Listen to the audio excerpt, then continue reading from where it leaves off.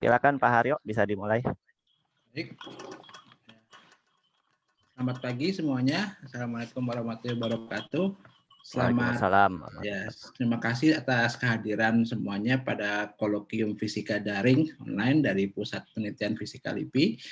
Kolokium ini rutin diselenggarakan setiap Selasa pada pukul 10.30 sampai 12 waktu Indonesia Barat dengan menghadirkan pembicara baik dari Pusat Penelitian LIPI sendiri maupun pembicara tamu dari luar LIPI. Topik yang disajikan pun beragam dan mencakup dari penelitian-penelitian 3 garis depan terkini maupun yang secara ilmiah populer. Nah, sampai pekan lalu kita sudah menyelenggarakan kolokium fisika daring ini sebanyak 9 kali, sehingga edisi hari ini adalah kolokium fisika yang ke-10. Insya Allah kita akan rutin menyelenggarakan kolokium ini hingga setidaknya akhir tahun 2020. Nah, untuk hari ini kita mendapatkan kehormatan bisa mendatangkan pembicara tamu dari Amerika Serikat, yakni Bapak Dr. Zulkaidah Akbar yang akan menyampaikan materi berjudul Solving Proton Mysteries at Jefferson Lab and Fermi Lab, atau terjemahannya memecahkan permasalahan proton di Jefferson Lab dan Fermi Lab. Jadi Pak Zulkaidah Akbar ini beliau menyelesaikan pendidikan sarjana di jurusan Fisika Institut Teknologi Bandung, kalau nggak salah dalam bidang fisika teori ya, dengan Prof. Bobi Gunara ya, kalau nggak salah. Iya, betul. Nah, kemudian dia sempat sebelum melanjutkan kuliah sempat beraktivitas yang lain ya, kalau nggak salah di STKIP Surya kan, kalau nggak salah mengajar.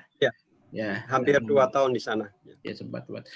Kemudian melanjutkan pendidikan doktoral di Florida State University dengan spesialisasi eksperimen fisika partikel dan nuklir dan terlibat dalam eksperimen di Jefferson Lab ya untuk S3-nya, tapi sekarang terlibat di Fermi Lab.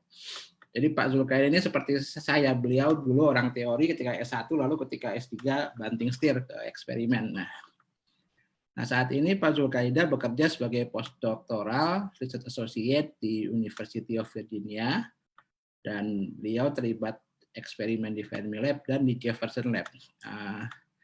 Ini saya mau sedikitnya tentang di Jefferson Lab ya. Jadi Jefferson Lab ini dinamakan atas Presiden AS Thomas Jefferson.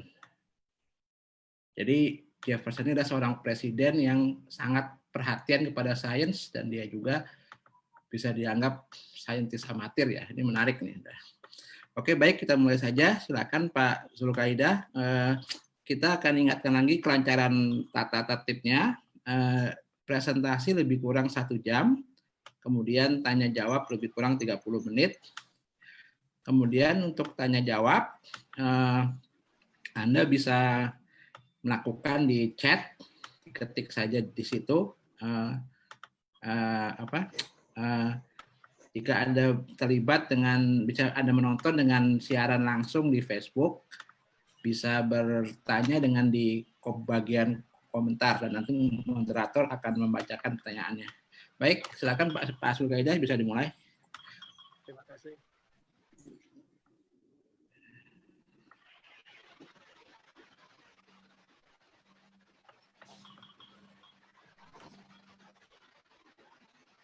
Kelihatan ya slide-nya? Terlihat. Ya, kalau suara saya lumayan jelas juga ya? Saya terdengar. Iya. Ini terima kasih sekali ya sebelumnya ke Mas Haryo, Mas Ridwan yang sudah mengundang. Jadi hari ini saya bakal share tentang pengalaman riset saya pas graduate student dulu di Jefferson Lab dan research yang saya lakukan sekarang di Fermi Lab. Sebelumnya salam kenal ya, saya asli Purwokerto, TK sampai SMA di Purwokerto, kemudian tahun 2003 sampai 2009 kuliah di ITB, pembimbingnya tadi sudah disebutkan sama Mas Haryo, Pak Bobi, dengan skripsi teori tentang black hole. Kemudian 1,5 tahun saya mengajar di STK IP Surya sebelum lanjut ke Florida. Florida State ini juga alma maternya Mas Haryo. Cuman nggak sempat ketemu Mas Haryo dulu waktu di Florida. Disertasi saya dulu tentang nuklear spektroskopi di Jefferson Lab, kemudian 2 tahun lalu postdoc di University of Virginia, dan riset utamanya tentang nuclear structure di Fermilab. Nah, ini kontak saya, bisa lewat email. Ada 4 hal yang ingin saya sharing ya. Jadi 2 hal utama yang pengen saya sharing adalah tentang berburu partikel yang hilang atau problem yang kita kenal sebagai missing baryon resonance, dan proton spin crisis. Tapi sebelumnya saya akan berikan sedikit pengantar tentang fisika partikel, dan kalau waktunya memungkinkan, saya akan cerita teknis bagaimana kita mengontrol target atau bikin polarized target dengan teknik dynamic nuclear polarization dan nuclear magnetic resonance. Oke, yang pertama ya, tentang pengantar fisika partikel. Jadi semuanya berawal dari pertanyaan sejak 2000 tahun yang lalu ya. Apa penyusun dasar alam semesta?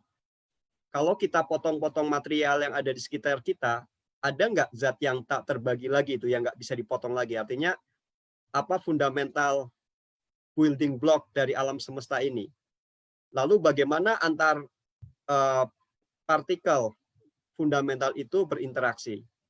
Nah, pertanyaan ini muncul karena fisikawan ini umumnya menyukai kesederhanaan ya, atau orang bilang kita ini kaum reduksionis. Jadi kita meyakini bahwa kompleksitas alam semesta ini sebenarnya dibangun atas materi dan interaksi antar materi yang sederhana atau bahkan tunggal. Makanya muncul istilah theory of everything. Nah, kita mulai sejarahnya. Tapi kalau mulai dari zaman Yunani terlalu jauh ya. Jadi kita mulai sejarahnya dari tahun 1930-an. Nah, pada tahun itu, kira-kira 90 tahun yang lalu, orang kenal bahwa partikel elementer, artinya zat yang tidak terbagi lagi itu ada 3. Proton, di mana dia punya muatan positif, elektron punya muatan negatif, dan neutron yang netral. Jadi inti atom itu terdiri dari proton dan neutron, kemudian inti atom ini dikelilingi oleh elektron. Nah, yang menarik adalah penemu neutron, James Chadwick, ini adalah murid dari penemu proton, Rutherford, yang mana Rutherford ini juga murid dari Thomson, penemu elektron. Jadi mereka kakek, anak, dan cucu, dan mereka semua mendapat hadiah Nobel atas penemuan 3 partikel fundamental ini ya. Pada saat itu disebut sebagai partikel fundamental. Nah, lalu pertanyaannya adalah, kalau kita sudah punya partikel fundamental, partikel elementer, bagaimana partikel-partikel elementer itu saling berinteraksi? Nah, kalau pandangan klasik, misalkan proton dan elektron ini berinteraksi melalui medan elektromagnetik. Nah, seperti ini gambarnya. Ini yang diajarkan di sekolah-sekolah. Nah, sedangkan menurut fisika modern, apalagi sejak ditemukan teori mekanika kuantum, interaksi antara proton dan neutron, antara proton dan elektron atau antara partikel bermuatan ini dimediasi oleh partikel juga yang disebut dengan foton. Jadi, menurut pandangan fisika modern, medan elektromagnetik yang ada di gambar atas ini sebenarnya adalah kumpulan dari partikel-partikel juga yang disebut dengan foton. Nah, ketika mereka berinteraksi, partikel elementer ini bereaksi, proton dan elektron itu terus-menerus saling bertukar foton. Fotonnya terus-menerus saling dipancarkan dan saling diserap. Nah, ini sebagai ilustrasinya ya. Ilustrasinya, orang yang berada di dalam kapal ini adalah proton. Mereka berinteraksi dengan saling melempar bola basket, misalkan. Bola basket yang dilempar ini misalkan foton. Nah, jadi foton ini partikel pembawa interaksi, dan karena mereka saling lempar-melempar, maka terjadi gaya tolak. Nah, jadi ini ilustrasi bagaimana partikel itu berinteraksi dimediasi oleh partikel juga. Nah, di sini kita kemudian mengklasifikasikan ada partikel materi, yaitu proton, neutron, dan elektron, dan ada partikel pembawa interaksi yang saat itu yang mana pembawa interaksi ini adalah foton. Nah, kalau nama resminya, partikel materi ini disebut dengan fermion, dan partikel pembawa interaksi ini, atau foton ini, nama resminya adalah boson. Nah, ini sebagai catatan, kalau menurut teori aslinya, fermion ini mengikuti statistik Fermi-Dirac, dan boson ini mengikuti statistik Bose-Einstein. Ya. Tapi ini tidak kita bahas di kesempatan sekarang. Teori yang menjelaskan interaksi antar partikel yang dimediasi oleh foton disebut dengan quantum electrodynamic atau QED. Nah, dan untuk selanjutnya, proton atau neutron ini kita sebut nukleon. Oke, itu tahun 30-an awal, tapi kemudian ada masalah di situ. Masalahnya adalah semua unsur selain hidrogen itu memiliki jumlah proton lebih dari 1, seperti ini. Nah, sedangkan menurut teori, antar proton itu kan harus saling menolak. Nah, kalau mereka tolak-menolak, berarti seluruh atom harusnya tidak stabil. Itu langsung pecah gitu. Dan alam semesta tidak berwujud seperti saat ini. Lalu, untuk mengatasi problem itu, teoris dari Jepang, Hideki Yukawa, logikanya simpel. Kalau begitu, ada dong gaya lain atau interaksi lain yang menarik untuk mengikat proton. Dan interaksi ini tentu lebih kuat, gaya tarik ini tentunya lebih kuat dibanding gaya tolaknya, atau interaksi ini lebih kuat dibanding interaksi elektromagnetik. Nah, makanya disebut dengan interaksi kuat atau strong interaction.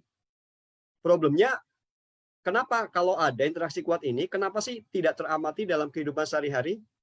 Nah, solusinya, interaksi kuat ini tidak teramati dalam kehidupan sehari-hari karena jangkauan interaksi ini sangat pendek. Ibarat petinju yang lengannya sangat kuat, tapi jangkauannya terpendek, sehingga tak teramati. Bahkan jangkauan partikel pembawa interaksi kuat ini hanya sebatas proton dan neutron. Lalu muncul lagi pertanyaan, kenapa jangkauan interaksi kuat ini sangat pendek? Nah, solusinya dari Yukawa adalah partikel pembawa interaksi ini memiliki massa, sehingga jangkauannya terbatas. Berbeda dengan foton yang membawa interaksi elektromagnetik yang jangkauannya tak berhingga, karena dimediasi oleh foton yang tak bermassa. Nah, lalu ini tentunya perhitungan yang sangat-sangat disederhanakan ya. Sebuah Yukawa menghitung kira-kira berapa sih massa partikel pembawa interaksi kuat ini. Nah, yang pertama, menurut secara klasik energi harus kekal. Tapi secara kuantum, energi boleh tidak kekal dalam rentang waktu tertentu. Ini menurut prinsip ketidakpastian Heisenberg ya. Jadi menurut kuantum, partikel boleh muncul dari vakum, dari ketiadaan, dengan energi delta E ini, lalu kembali menghilang setelah waktu delta T. Nah, boleh. Nah, menurut hipotesis tadi, partikel ini berarti harus muncul dalam selang waktu yang cukup untuk menempuh jarak sejauh diameter nukleon, diameter proton. Asumsinya partikel ini melaju dengan kecepatan cahaya. Jadi untuk menempuh jarak sejauh nukleon dengan kecepatan cahaya, partikel itu harus ada selama 3 kali 10 pangkat minus 24 sekon. Nah, menurut ini persamaan ketidakpastian Heisenberg, berarti energi yang dipinjam dari ruang hampa ini sebesar ini ya. Nah, menurut Einstein, kata Einstein, energi dan massa itu setara, sama-sama aja. Ada hubungannya adalah E mc kuadrat. Nah, energinya sudah kita hitung, massanya bisa kita hitung menurut E sama dengan mc kuadrat, ketemulah massa yang diprediksikan oleh Yukawa sebagai pembawa interaksi kuat ini kira-kira 100 MeV. Nah, 100 MeV itu di mana sih? Oh ya, ini kalau di fisika partikel kita tidak menggunakan satuan kilogram atau meter ya, kilogram dan sebagainya karena terlalu kecil. Nah, proton yang kita kenal itu masanya 938, elektron sangat kecil, masanya setengah. Nah, ini 100 berada di antaranya. Nah, sejak itulah diperkenalkan istilah elektron itu termasuk lepton atau lightweight ya. Kemudian proton itu berat, maka disebut dengan baryon. Dan 100 MeV ini tengah-tengahnya, maka disebut meson, tengah-tengahnya. Nah, setelah Yukawa mempropos keberadaan partikel itu, kemudian pada tahun itu era pemercepat partikel kayak JLab, Fermilab itu belum ada ya. Fisikawan melakukan riset dalam bidang fisika elementer itu dengan menggunakan cloud chamber untuk menangkap partikel-partikel dari sinar kosmik yang membombardir bumi setiap saat. Jadi kayak kita sekarang ini duduk di sini, sebenarnya kita itu sedang dibombardir oleh partikel-partikel kosmik, muon dan neutrino. Nah, waktu itu partikelnya itu di cloud chamber-nya itu kalau nggak di puncak gunung ya dilempar oleh balon udara, dan memang pada akhirnya itu ditemukan oleh Carl Anderson. Nah, setelah itu kerjaan orang fisikawan partikel zaman dulu ya dia menangkap, mempelajari plat-plat ini, plat yang ada yang memfoto. Jadi ini foto sebenarnya, foto cloud chamber yang menangkap pergerakan partikel. Jadi waktu itu setelah ketemulah meson yang disebut dengan Hideki Yukawa, yang pada akhirnya kemudian hari dikenal sebagai pion. Ini ya, meson yang dimaksud Yukawa. Nah, sebagai bonus, waktu itu ditemukan juga partikel yang namanya muon.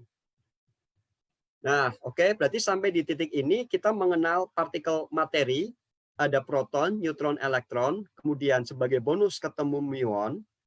Nah, partikel pembawa interaksi. Nah, pembawa interaksi elektromagnetik itu namanya foton, dan partikel pembawa interaksi kuat, strong interaction ini dimediasi oleh partikel namanya pion. Dan ada 3 jenis pion ya, ada pion bermuatan positif, negatif, dan pion netral. Nah, oke. Pada tahun 50-an, nah setelah kemudian teknologi makin maju, teknologi akselerator partikel juga mulai ada, ditemukan banyak sekali partikel-partikel bermunculan, banyak sekali, sampai muncul istilah partikel zoo ya, jadi udah kebun partikel, udah banyak banget. Nah ini sampai semua alfabet Yunani itu udah habis gitu, kaon, lambda, sigma, dan sebagainya. Sampai kemudian William Lamb, dia peraih Nobel, dia tidak, waktu di penerimaan hadiah Nobelnya dia pidato bahwa penemu partikel elementer itu kalau dulu dikasih Nobel Prize, kalau sekarang seharusnya dihukum $10.000 gitu, karena bikin bingung gitu. Sekarang partikel elementernya banyak banget gitu. Jadi yang mana sebenarnya partikelnya tidak terbagi lagi. Nah, di antara partikel-partikel yang ditemukan itu ada partikel yang aneh. Makanya disebut dengan strange particle. Keanehannya adalah dia diproduksi melalui interaksi kuat. Jadi pion ditembakkan ke proton. Pion ini kan membawa interaksi kuat ya, jadi interaksi kuat. Nah, kalau partikel interaksi kuat ini biasanya umurnya pendek, namun ini umurnya panjang dan diproduksi berpasangan. Nah, ini masih pakai teknik fisika partikel zaman dulu ya. Jadi ada chamber isi gas, kemudian partikelnya lewat, menimbulkan track, mengionisasi gas, lalu difoto. Nah ini fotonya, yang salah satu foto yang sebagai bukti ada partikel aneh ini. Nah ini rekonstruksinya, kalau kita lihat gambar di atas ini, jadi ini pion menumbuk proton, menghasilkan partikel lambda dan keon. Nah, ini coba kita lihat, garis putus-putus ini tidak ada ya. Nah, kalau kita lihat ini dari titik A dan titik B ini tidak ada, karena netral. Jadi kalau partikel netral itu lewat bubble chamber, lewat chamber nggak kelihatan. Nah, ini direkonstruksi sebagai garis bantu. Nah, ini lambda ini kemudian meluruh menjadi proton dan pion. Yang menarik adalah panjang ini garisnya. Kalau partikelnya panjang, kalau garisnya panjang, berarti dia eksis dalam waktu yang lama. Eksis dalam waktu yang lama itu maksudnya dia ada dalam waktu yang lama sebelum dia berubah menjadi partikel lain.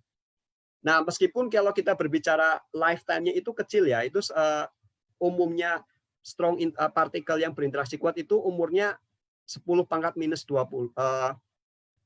Pokoknya minus 23. Nah, ini 10⁻⁻20. Sama-sama kecil apa bedanya, tapi ini 1000 kali lebih panjang gitu. Itu ibarat kalau di kampung rata-rata umur orang 70, lalu ada orang yang umurnya 70.000, kan berarti ada yang aneh.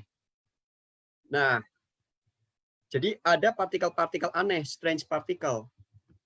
Kemudian kenapa selalu berpasangan? Lalu fisikawan mikir, ya udah mungkin kita perkenalkan aja hukum kekekalan keanehan. Nah, ini strangeness conservation ya. Jadi fisikawan waktu itu, ini cara fisikawan mengorganisir muatan-muatan yang partikel-partikel yang banyak sekali ditemukan. Jadi seperti halnya muatan, itu ada plus, ada minus, ada nol.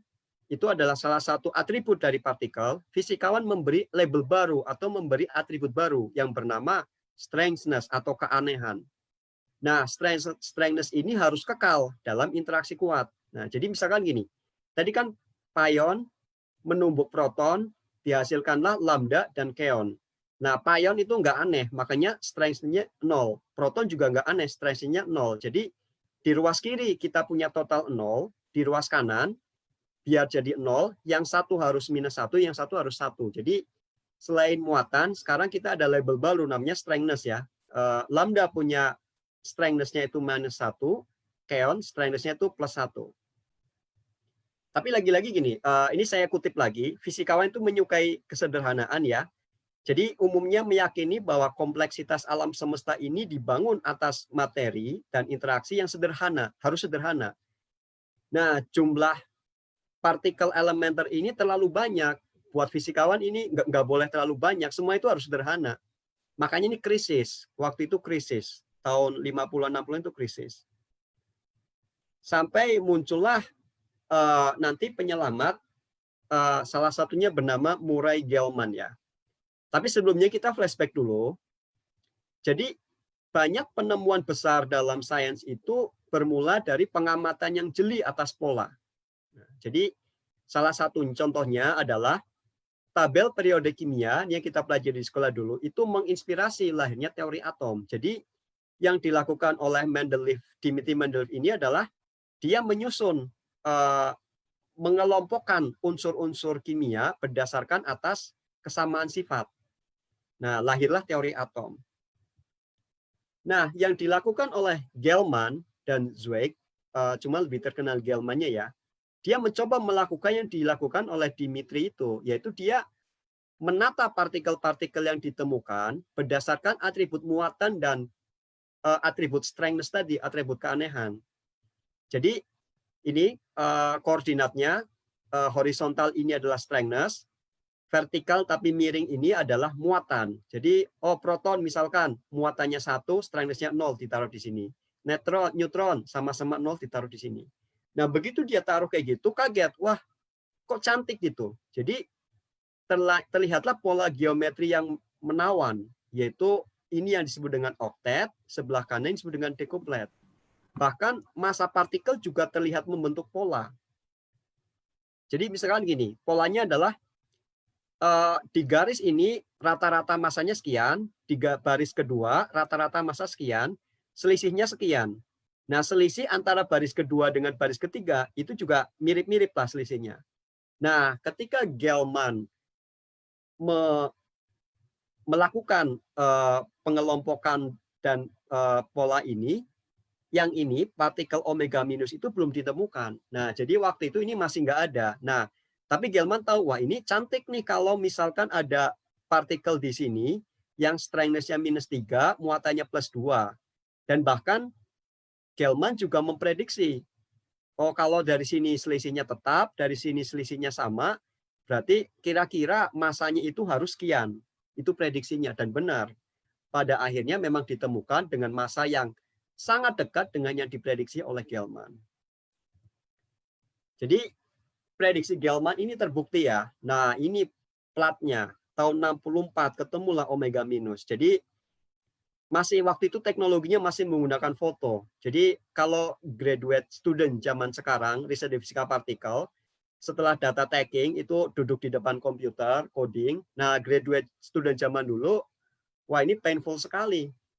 Itu memeriksa ribuan foto dan dengan garis-garis kayak gini itu benar-benar direkonstruk nih satu-satu dengan pensil dan penggaris. Nah, wah ini omega minus di sini, decay dan sebagainya.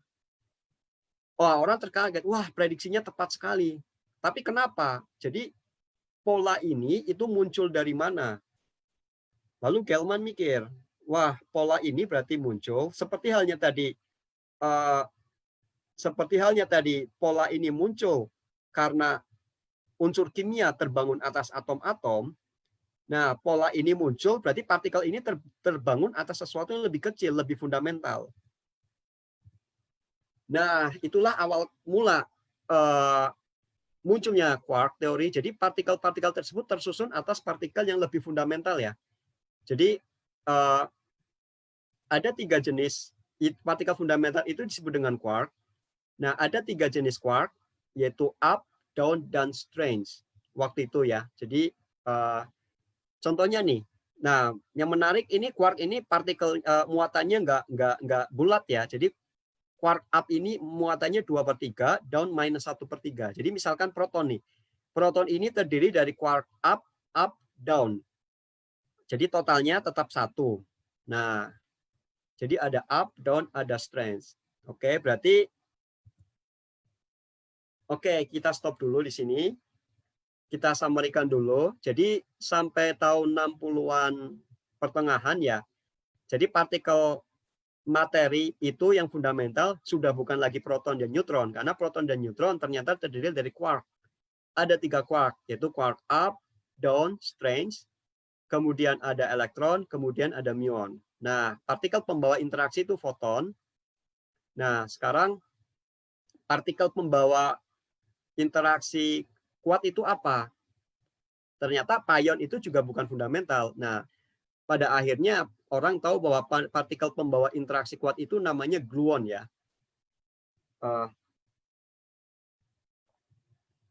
Nah, saya tidak akan detailnya karena terlalu panjang. Jadi habis ini kita akan lompat saja. Nah, ada lagi nggak? Ada.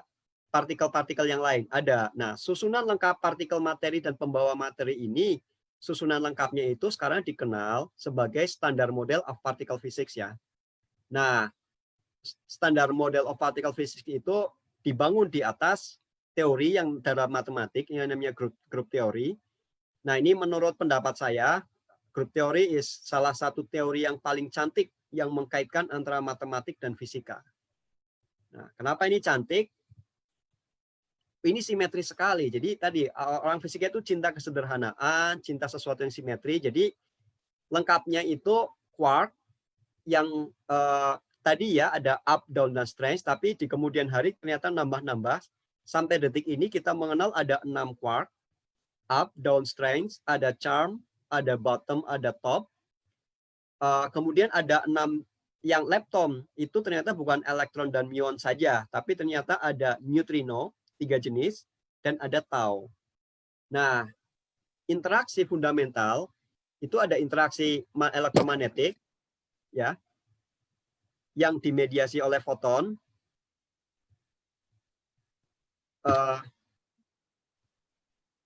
Halo, ya, sorry, suara saya masih jelas?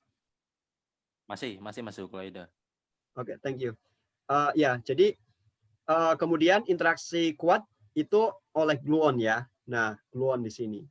Nah, yang tidak kita bahas adalah interaksi lemah yang bertanggung jawab atas proses peluruhan yang dibawa oleh WNZ boson.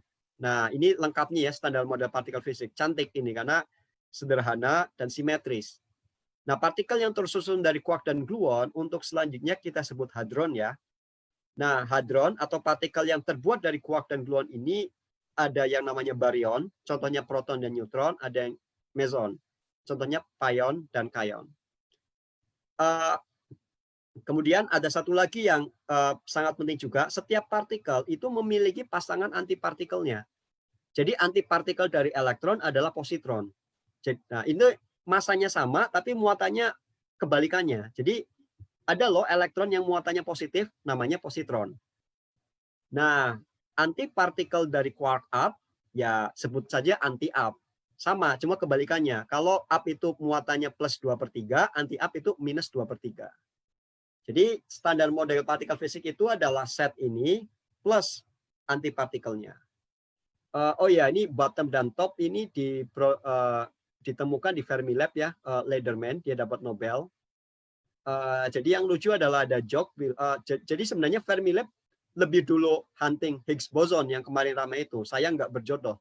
Akhirnya ketemu duluan sama CERN. Jadi ada joke bahwa semua boson itu ditemukan di Eropa, sedangkan semua quark ini ditemukan di Amerika.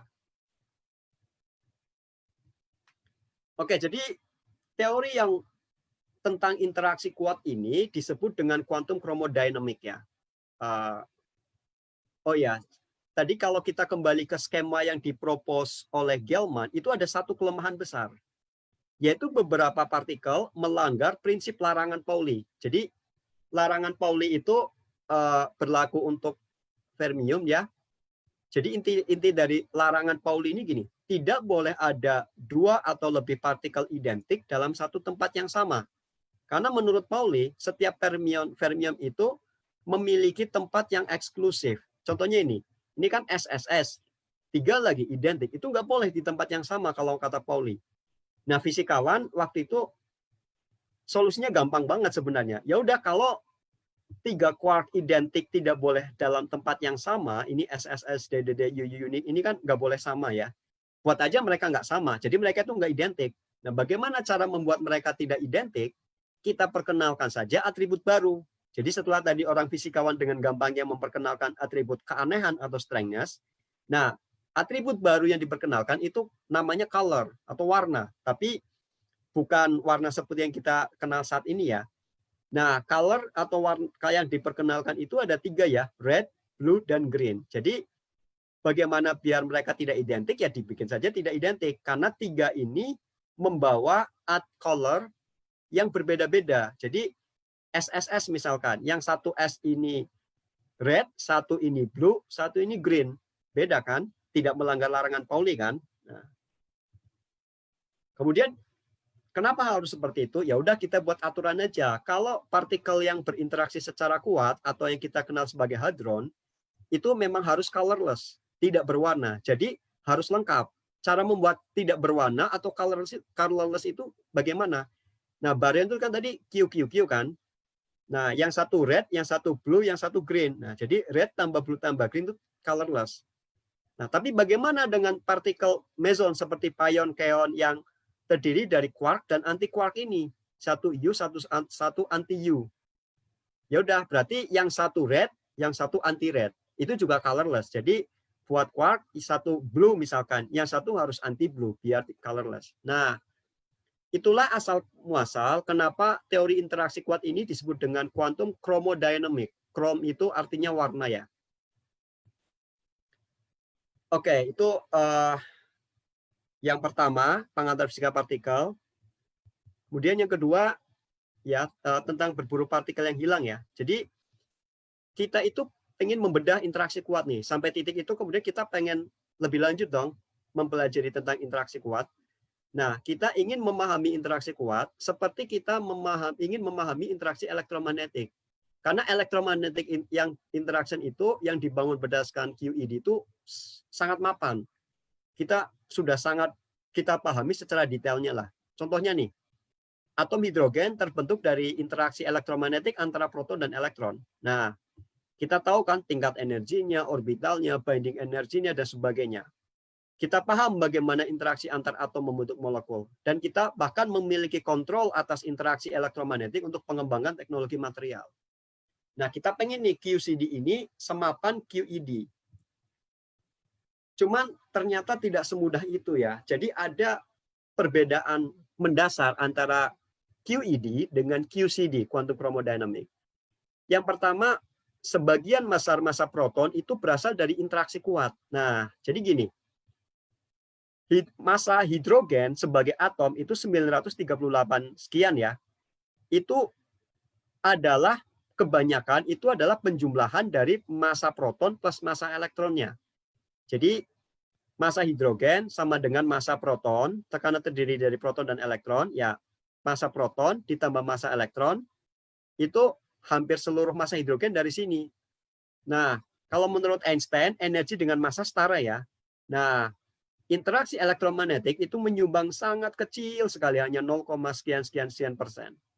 Nah, ini berbeda dengan massa proton. Jadi kita sudah belajar tadi ya bahwa proton ini kan terdiri dari 3 quark kan. Nah, anehnya adalah massa 3 quark itu kalau dijumlahkan itu hanya 1% dari massa total keseluruhan massa proton.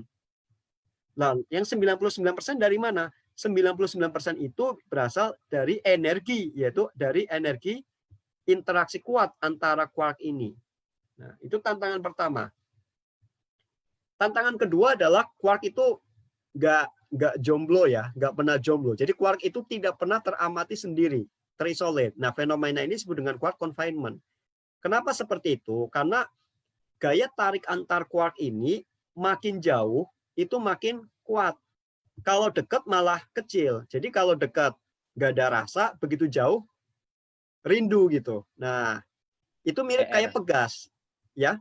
Sorry. Mirip seperti pegas. Jadi kita tidak akan pernah bisa memisahkan atau mengisolasi quark. Jadi kayak gini misalkan. Kalau kita merusak, misalkan ini meson ya, kita coba tarik tuh meson itu dengan energi yang besar. Nah, energi yang kita gunakan untuk menarik itu, alih-alih memutus, itu malah akan menciptakan pasangan quark dan anti-quark baru, sehingga tercipta 2 meson baru gitu. Jadi alih-alih terpisahkan, upaya memecah hadron malah menciptakan hadron baru. Jadi quark tidak pernah teramati sendiri atau quark confinement. Ini berkaitan dengan prinsip hadron harus colorless tadi ya. Tantangan yang ketiga adalah kalau foton itu tidak pernah berinteraksi atau tidak bisa berinteraksi dengan sesama foton, gluon itu bisa berinteraksi dengan sesama gluon. Nah, ini yang bikin makin ribet lagi. Dan pada skala energi tertentu, problem QCD itu susah dipecahkan secara analitik atau istilahnya non-perturbatif ya. Oke, tapi kita kembali lagi tadi. Fisikawan ingin mengulang kesuksesan ketika mempelajari atom hidrogen ya. Jadi gini, interaksi elektromagnetik antara proton dan elektron ya, sorry ini bukan neutron harusnya elektron, itu sukses memprediksi spektrum atom hidrogen ya. Nah, maka pertanyaannya adalah kalau kita bisa mempelajari interaksi elektromagnetik melalui atom hidrogen, sekarang pertanyaan besarnya yang ingin fisikawan jawab adalah bagaimana proton dan neutron itu terbentuk dari quarks dan gluon. Bagaimana karakteristik proton, masanya, spinnya lahir dari interaksi quark dan gluon. Atau bagaimana interaksi quark dan gluon itu melahirkan spektrum nukleon yang tereksitasi, resonance. Nah, oke, lalu fisikawan memulai dari model ya. Banyak modelnya melalui dari constituent quark model, kemudian lattice QCD, hybrid baryon, holographic QCD. Nah, setiap model tersebut menghasilkan spektrum yang berbeda-beda yang kemudian bisa difasilitasi oleh eksperimen. Nah, dalam kesempatan kali ini saya cuma membahas model yang paling awal, paling sederhana, paling tradisional yang namanya constituent quark model ya. Nah, fisikawan kemudian berpikir kalau proton terdiri dari 3 quark, nah lalu bagaimana mereka berinteraksi? Ya udah kan tadi interaksi kuat ini kan seperti pegas ya. Ya udah berarti anggap saja 3 quark ini dihubungkan oleh 2 pegas. Jadi pegas yang pertama namanya rho, pegas yang kedua namanya lambda. Nah, pegas ini bisa bergerak yang namanya pegas ya. Jadi bisa kayak gini, naik turun misalkan. Atau kita sebut eksitasi radial. Bisa juga muter. Nah, atau kita sebut sebagai eksitasi angular, angular excitation. Nah, ini ilustrasinya ya. Jadi intinya 2 osilator ini itu bisa tereksitasi secara radial, menjauh dan mendekat, bisa juga berputar. Yang hijau ini misalkan bisa berputar terhadap sumbu yang menghubungkan merah dan ungu ini. Ini ilustrasinya. Nah, ini yang disebut dengan constituent quark model. Sederhana sekali modelnya. Nah, eksitasi tersebut, baik radial maupun angular, yang kalau bergerak seperti pegas ya atau berputar itu kan memberikan tambahan energi.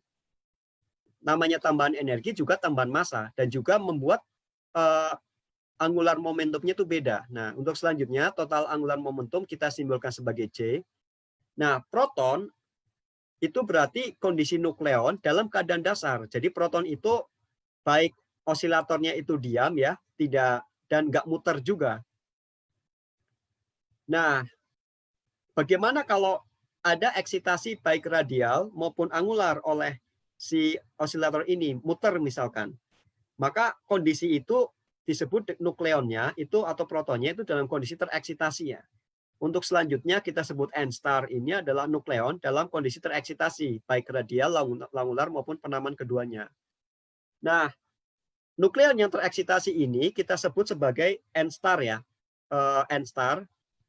N-star ini karena tadi alfabet Yunani sudah habis, kita kasih namanya gini ya, N massa J pangkat P. J itu total angular momentumnya, P itu paritinya. Jadi proton misalkan, proton menurut notasi ini berarti N 938, ini massa proton. J, ini total spinnya adalah setengah, dan plus itu paritinya. Nah, ini contoh-contoh dari N-star tadi. Banyak sekali. Karena tergantung mode eksitasinya tadi. Nah, apa sih bintang-bintang ini? Jadi, fisikawan punya standar yang ketat ya. Jadi kalau ada grup yang oke, kita telah menemukan partikel ini gitu. Wah, nanti dulu. Kita kasih dulu bintang 1. Jadi bintang ini terkait tingkat validitasnya ya. Jadi kalau bintang 4 itu berarti udah valid bahwa partikel itu memang ada. Contohnya Pak, ya proton sendiri. Kita yakin proton itu ada, makanya bintangnya 4 gitu.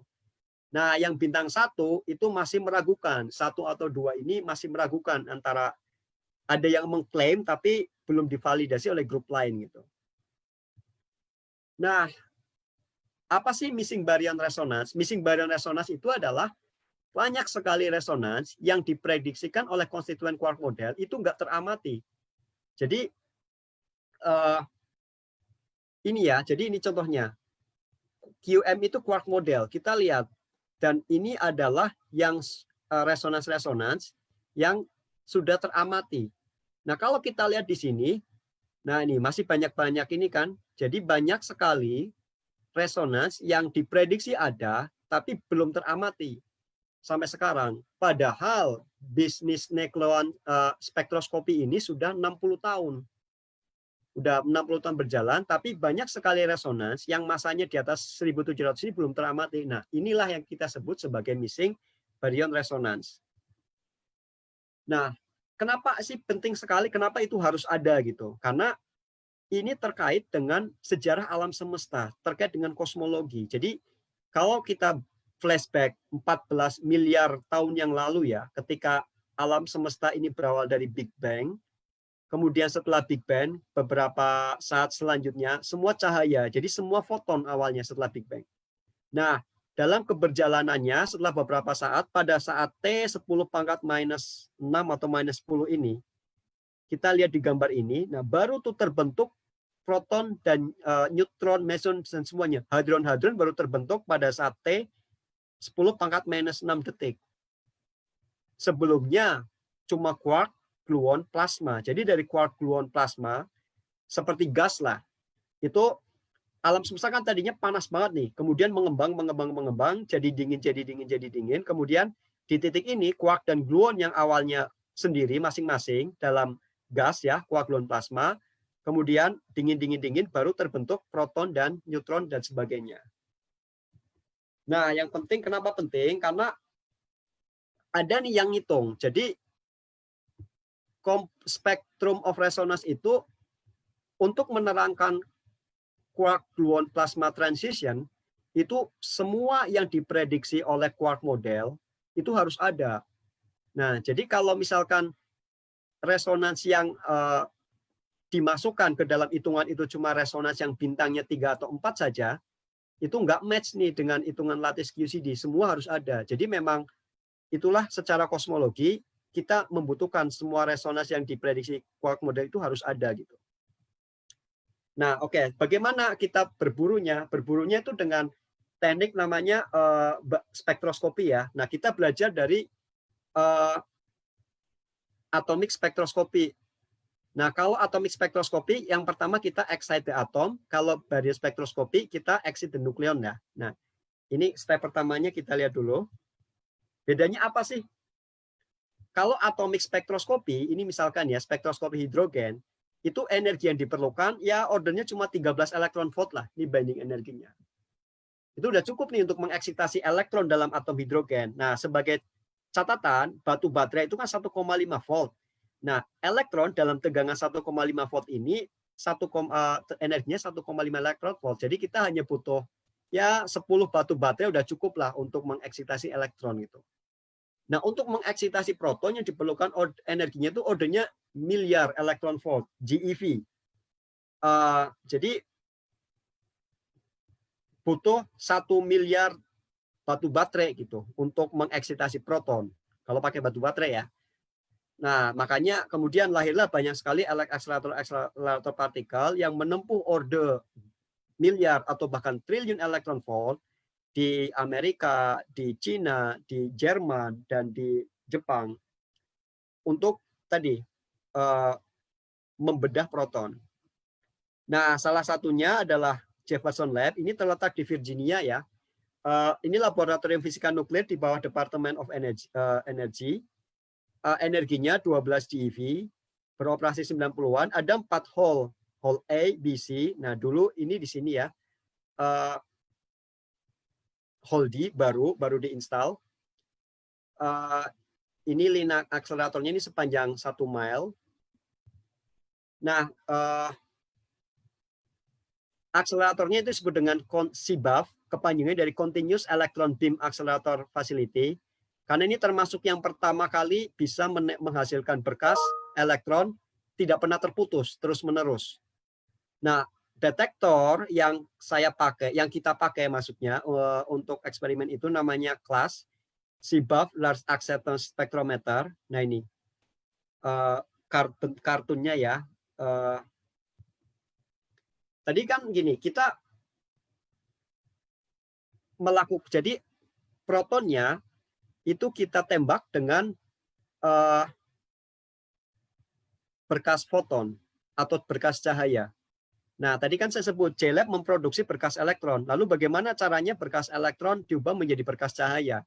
Nah, ini jadi pertama elektronnya ditembakkan dulu ke sistem Tagger ya, radiator dan Tagger. Ini untuk mengubah elektron menjadi cahaya, baru cahayanya ditembakkan ke proton. Nanti akan menjadi rupa-rupa partikel banyak. Jadi kalau dinotasi itu seperti ini, cahaya atau gamma di sini ditembakkan ke proton, lalu terbentuk partikel antara, lalu partikel antara ini lalu pecah menjadi banyak sekali produk partikel-partikel yang lain yang lebih stabil. Nah, ini saya taruh sebagai untuk kelengkapan, tadi tidak saya bahas ya, ini teknis bagaimana partikel PID atau kita mengidentifikasi partikel. Oke, yang kedua itu cara kita mengeksitasi ya. Step yang kedua dari spektroskopi adalah kalau atomik kita mendetek foton, kalau baryon kita mendetek tadi partikel hasil peluruhan yang tercipta. Nah, challenge-nya itu seperti ini. Kalau hidrogen spektrum itu sangat jelas garis-garisnya, clear and distinct. Nah, kalau resonans itu broad, lebar, dan saling overlap. Ini ya contohnya cross section-nya ya. Coba satu peak ini yang saya tunjukkan pakai kursor ini, itu ada 1, 2, 3, 4, 5, 6. Ada 6 resonans berkumpul di peak ini. Ada lagi peak yang sangat datar nih. Peaknya itu sangat lebar, tidak jelas. Ada banyak sekali resonans di sini. Nah, bagaimana kita bisa mengidentifikasi resonans kalau semua saling dekat-dekatan, semua saling overlap, dan sangat lebar gitu. Bagaimana kita bisa mengidentifikasi satu resonans itu? Ini sangat menantang sekali. Nah, teknik yang digunakan itu adalah namanya partial wave analysis, PWA ya. Jadi sederhananya, partial wave analysis ini adalah teknik untuk mencari apa yang terjadi di antara itu. What's happen in between. Jadi contohnya gini, gamma pi, kemudian terjadi sesuatu di sini yang kita tidak tahu apa, kemudian dia meluruh menjadi proton dan partikel ini yang namanya omega. Nah, caranya para fisikawan dalam mengisolir satu partikel tadi itu adalah gini, teknik partial wave analysis ya. Jadi, oke, kita mulai dari set of particle atau resonance. Misalkan gini, yang ketiga ini. Jadi ini ada foton bertemu dengan proton, kemudian third end star ini, lalu end star-nya decay menjadi proton kembali dan omega. Nah, jadi kemudian kita melakukan amplitude analysis, lalu kita fitting ke polarization atau cross section. Nah, lalu kita lihat hasil fitnya bagus atau enggak gitu. Kalau enggak bagus, ya ganti lagi setnya sampai ketemu hasil yang bagus. Nah, contohnya ini ya, ini hasil riset saya yang sudah dipublish di sini, Physical Review. Ini adalah polarization observable yang di fit. Nah, ini garis fitnya oleh grup Bonn-Gacina Group ya, grup kerjasama grup antara orang-orang di Jerman, Bonn, dan di Rusia, Gacina. Nah, berdasarkan data yang saya kasih ke mereka, kemudian mereka melakukan fit, ternyata untuk menghasilkan fit yang bagus seperti ini, itu membutuhkan resonans-resonans ini gitu. Nah, itu contohnya ya, partial wave analysis. Ini data yang sama, tapi kemudian dia di fit oleh grup yang berbeda, oleh grup di Cina. Ternyata hasil fitnya ini set of resonance-nya agak beda dikit. Nah, itulah tadi kenapa kita butuh rating. Jadi karena ini sangat challenging sekali, dua grup yang berbeda bisa dikeluar dua solusi yang berbeda. Makanya klaim resonans itu tidak mudah, perlu divalidasi oleh eksperimen lain, baru kalau ketemu, banyak yang ketemu, baru kasih rating tinggi gitu, 4. Nah, ini saya hanya overview aja, snapshot riset yang lainnya terkait N-star.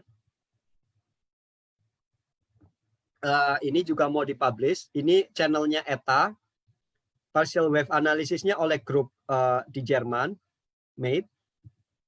Kemudian ini channel yang lain adalah Keon Sigma. Oh ya, ini sebagai catatan, Keon ini channel favoritnya Pak Terry Mart ya dari UI. Beliau dari dulu sampai sekarang masih concern riset di channel tentang Keon. 3 observable ini. Oke, sebelum saya tutup bab ini ya, jadi apa sih orang mengkritik kok kayak stem collection, kayak apa ya, kayak ngumpul-ngumpulin aja gitu. Tapi kita lihat efeknya. Jadi physics impact dari research yang dilakukan di JLab ini adalah discover poorly established resonance. Jadi kita lihat ini ya, semua resonans tadi dikumpulkan dalam buku namanya Particle Data Group yang keluar tiap tahun atau tiap 2 tahun gitu. Nah, yang merah ini adalah Particle Data Group tahun 2018, pas sebelum saya sidang disertasi. Yang hitam itu adalah Particle Data Group tahun 2004. Jadi selama 14 tahun, ini lumayan nih perkembangannya nih. Yang tadinya nggak ada jadi ada, yang tadinya ada tapi bintang 1 jadi bintangnya nambah, dan sebaliknya yang tadinya ada karena nggak terbukti lagi ya dihapuskan gitu. Sebagai resume sementara, jadi 15 tahun spektroskopi program using photo production channel itu tadi ya jumlah yang berbintang hitam hampir sama dengan berbintang merah. Jadi banyak improvement-nya.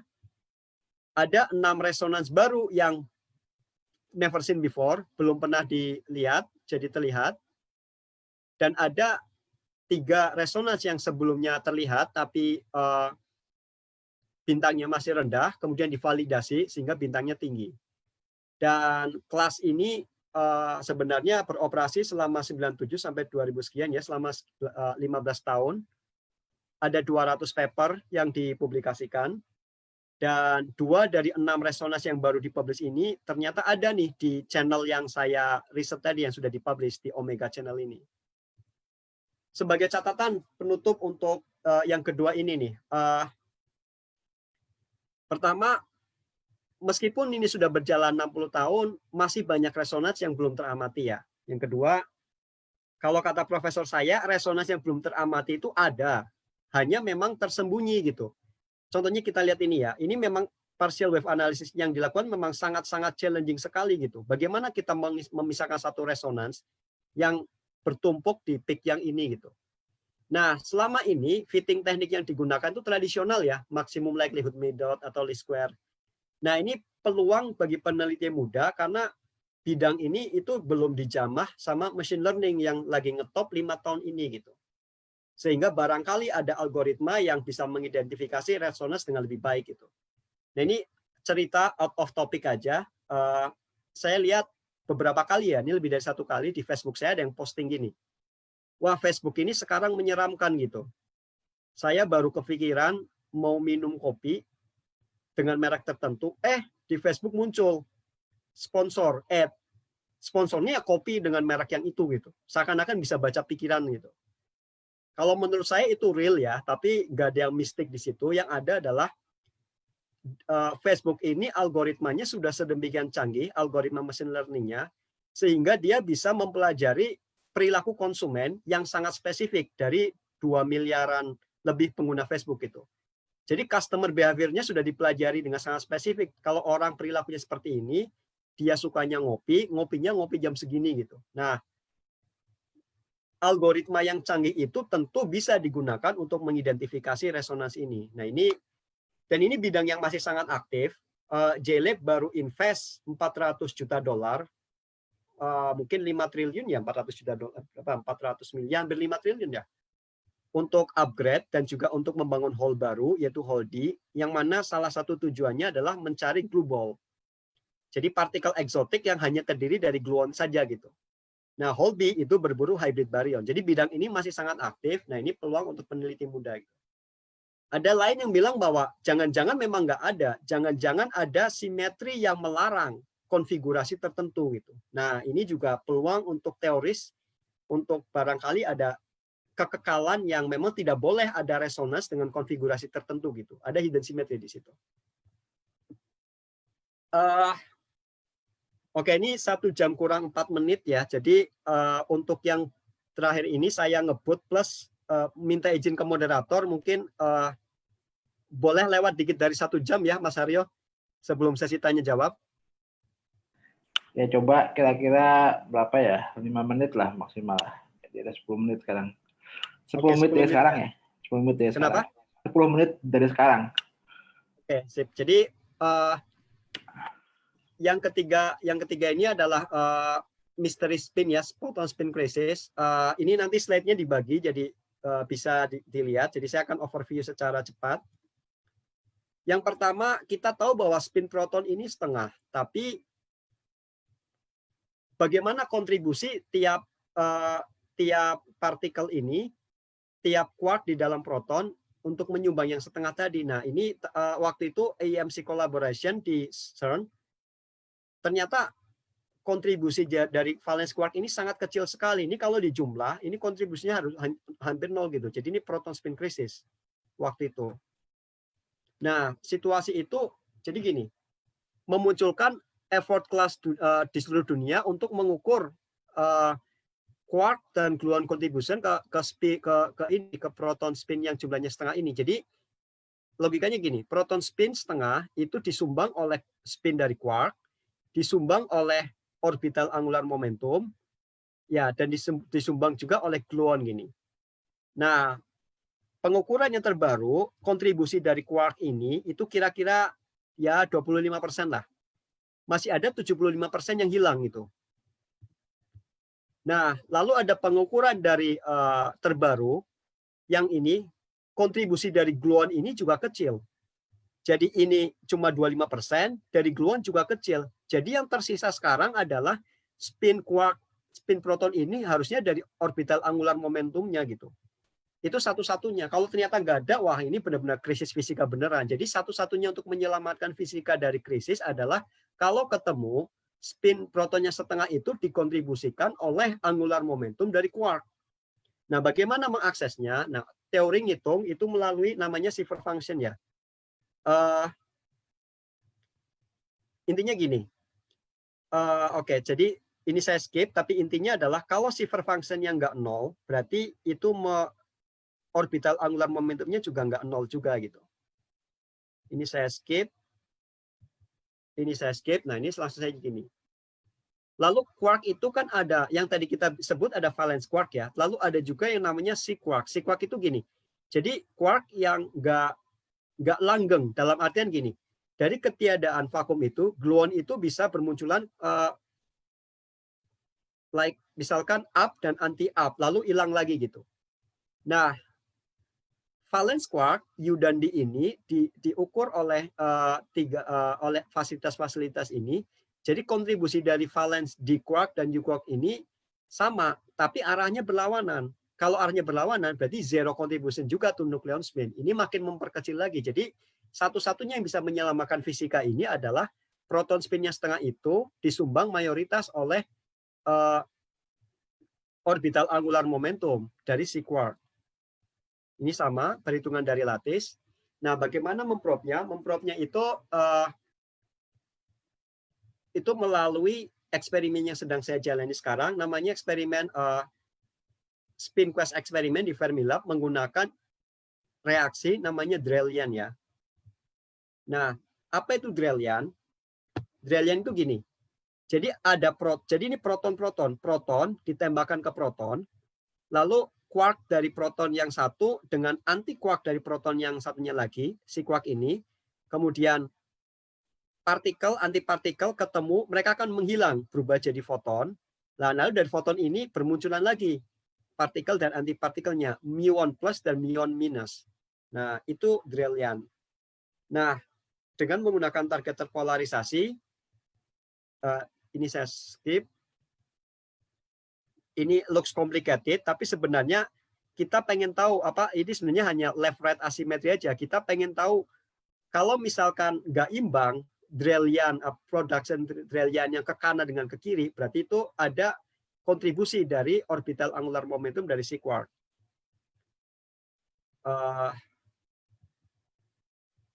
Ini spektrometernya di si quark. Nanti bisa dibaca materinya.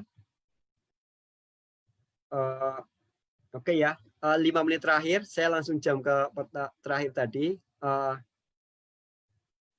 Inti dari research dua hal tadi adalah bagaimana kita membuat target terpolarisasi ya. Jadi ini fotonya di lab, magnetnya sendiri dari Lanel, 5 Tesla. Jadi gini, proton terpolarisasi itu maksudnya spin setengah itu kan dua kemungkinannya. Kalau nggak pointing up, kalau nggak ke atas ya ke bawah gitu.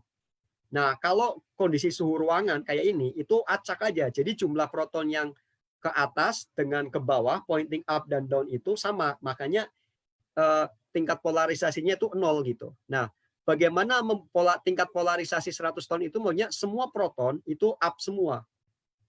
Pointing up semua.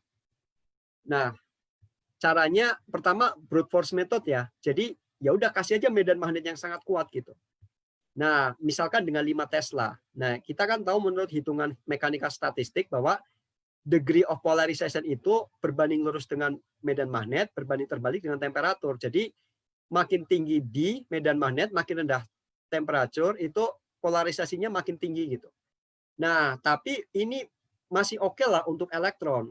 Impossible untuk proton. Jadi kalau proton dengan magnet 5 Tesla, kalau proton mau 90% polarisasi itu butuh suhu yang 0,0000 sekian Kelvin, 0,00 sekian Kelvin, yang nggak mungkin gitu. Maka kita butuh metode namanya DNP atau Dynamic Nuclear Polarization.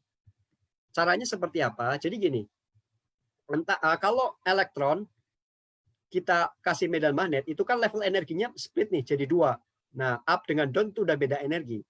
Nah, elektron berinteraksi dengan proton, itu energinya beda lagi, split lagi. Jadi intinya konfigurasi elektron up down dengan proton yang up down itu energinya beda-beda. Nah, yang dilakukan sederhana sebenarnya. Kita tembak dengan frekuensi tertentu sehingga loncat energinya dari satu level ke level lain. Kalau launch kan flip. Jadi elektron sama protonnya flip. Nah, begitu flip, elektronnya balik lagi. Istilahnya relaksasi time-nya cepat ya. Sedangkan protonnya stay lebih lama. Nanti elektronnya flip lagi. Itu tembak terus-menerus. Nah, ini alatnya ya. Itu 140 GHz microwave generator. Nah, ini mahal sekali nih meskipun kelihatan sangat sederhana sekali alatnya. Oke, yang kedua, sistem yang kedua dari Polaris target itu adalah nuclear magnetic resonance. Ini untuk mengukur polarisasi. Kalau DNP tadi memflip dari bawah ke atas, kalau NMR memflip antara ini. Intinya antara yang flip yang level ini. Nah, sistem yang ketiga tentunya ini cryogeniknya juga rumit ya. Jadi kita butuh liquid helium. Jadi kita butuh both liquid nitrogen dan liquid helium untuk menurunkan sampai 4 Kelvin, kemudian dipompa sampai kemudian turun sampai 1 Kelvin, dan vakumnya terakhir kita bisa capai 10⁻⁻8 torr ya. Ini masih belum perfect, masih bisa diotak-atik lagi sampai 10⁻⁻10 torr gitu. Nah, ini cryo sistemnya. Nah, di 1 menit terakhir nih, saya cuma akan ini doang, 1 menit terakhir, 2 menit terakhir. Ini titipan dari bos saya ya, titipan dari bos saya, jadi harus saya sampaikan. Oke, we are inviting you to SpinQuest collaboration. Jadi 2 motor dari eksperimen ini, yang pertama dari Los Alamos dan yang kedua dari UVA sendiri. Dan ini contohnya, salah satu contoh realnya adalah kolaborator baru misalkan ex-postdoc di grup kita dari Sri Lanka, kerjasama, kemudian kita kirim mereka propose untuk di instrumen, jadi mereka bikin lab view-nya, bikin lab view untuk instrumennya. Kita sediakan, kita sewa tempat di Fermilab, hosting untuk mereka datang ke sini. Nah, cuman kondisi COVID ini, instrumennya kita kirim ke Sri Lanka untuk mereka bikin lab view-nya. Ini salah satunya. Jadi kalau tertarik bisa email ke Dustin, ini bos saya, atau ke email saya dulu juga nggak apa-apa. Oke, kesimpulannya, nuklear spektroskopi adalah alat untuk mempelajari interaksi kuat. Sejak 60 tahun perburuan N-star, masih banyak N-star yang belum ditemukan dengan bukti yang valid. Hal ini mengundang inovasi dalam teknik analisis yang baru, machine learning PWA, atau bahkan teori baru yang radikal dengan menyodorkan konsep hidden symmetry. Dan yang terakhir, SpinQuest eksperimen di Fermilab bertujuan mencari angular momentum si-quark. Ini satu-satunya yang masih tersisa untuk menyelamatkan proton spin crisis gitu. Nah, mohon maaf untuk bagian terakhir tadi, saya hanya overview saja karena waktunya tidak memungkinkan, tapi saya rasa nanti slide-nya ini juga bisa dikirimkan sehingga bisa dibaca untuk lebih detailnya. Ya, demikian. Terima kasih. Saya kembalikan ke Mas Haryo. Ya, baik.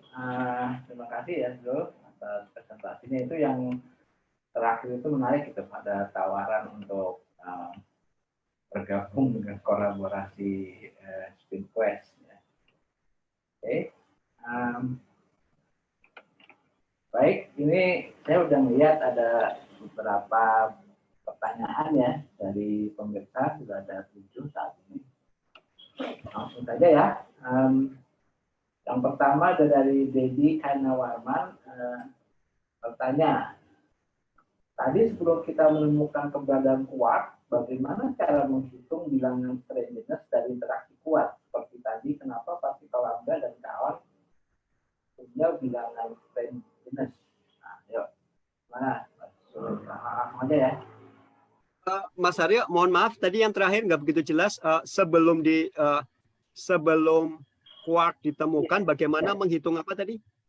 Saya kopas aja. Sebelum kita menemukan keberadaan quark, bagaimana cara menghitung bilangan strangeness dari interaksi kuat? Sebentar. Bagian imajiner. Oke, mungkin saya sebentar. Saya ke chat.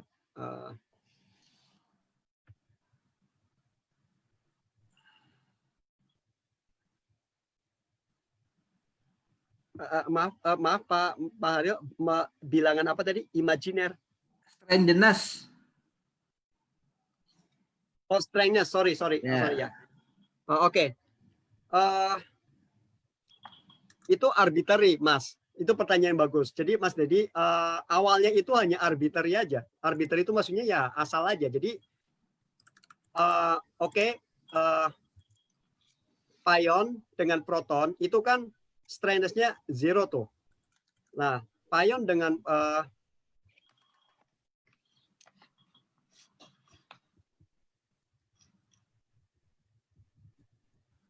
oh ini udah nggak bisa. Oke. Jadi gini, itu arbitrary aja ya. Sorry. Ini slide saya sudah nggak terlihat lagi ya? Ya. Oh ya udah nggak Bisa apa-apa. di-share Jadi gini, screen lagi. udah nggak apa-apa. Jadi gini, itu jawaban simpelnya itu benar-benar arbitrary aja, benar-benar nggak ada kriteria khusus. Awalnya 0, akhirnya itu juga harus 0 juga gitu kan. Nah, biar 0, yang satu bisa +2 atau -2, yang satu -1 atau 1. Gitu. Jadi awalnya itu arbitrary aja. Yang pada intinya adalah gimana caranya yang penting itu conserve. Sama seperti yang mana muatan +1, yang mana muatan -1 kan. Elektron mana, proton itu plus atau minus kan itu sebenarnya arbitrary aja.